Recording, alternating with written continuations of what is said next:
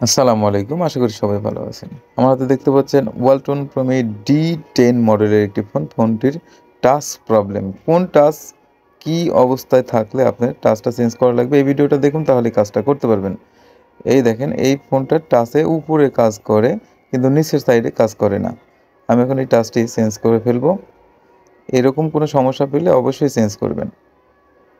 টাচটি এখন আমি খুলে ফেলছি। চারদিকে সুন্দরভাবে তুলে নিবেন। আর নতুন টাচ তুলতে একটু অসুবিধা হয় নতুন ফোনের। চারদিকে সেরকম ভালোভাবে লাগানো থাকে। দেখে শুনে তুলবেন। তোলা হয়ে গেছে। একদম নক্ষত অবস্থায় তুলবেন যেহেতু কাস্টমারের জিনিস। না হলে আবার ব্যাক দিয়ে দিবেন এইভাবেই লাগিয়ে। তো এখন খোলা শেষ। নতুন টাচটা এনে নিছি।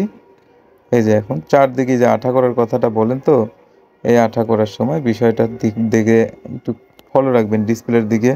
উপরে যে সেন্সর লাইটের দিকে অবশ্যই ফলো রাখবেন। আঠা করে অবশ্যই ৫ থেকে ৭ মিনিট রেখে দেবেন। তারপরে এই আর কি টাচটা বসাবেন। সমস্যা হবে না তাহলে।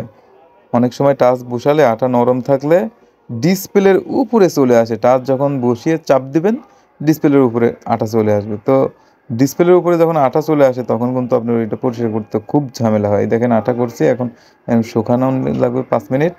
৫ মিনিট পরে এই দেখেন এটার টাচের পেপারটা তুলে নিয়ে সুন্দরভাবে একদম কাট টু কাটভাবে একদম বসিয়ে দেব।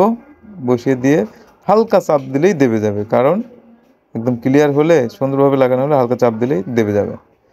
অ্যান্ড পিছনের ব্যাক শেলটা লাগিয়ে ব্যাটারিটা লাগিয়ে গার্ডার করব। একটা গার্ডার দিয়ে সুন্দর পরিবেশে গার্ডার করে নেব। এই যে গার্ডার করার পরে চালু করতেছি। চালু করা হয়ে গেছে।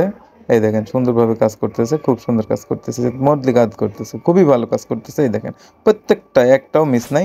প্রত্যেকটা কাজ করতেছে। এই পেজটিকে ফলো দিয়ে রাখতে পারেন। এরকম ভিডিও নিয়মিত দিয়ে থাকি।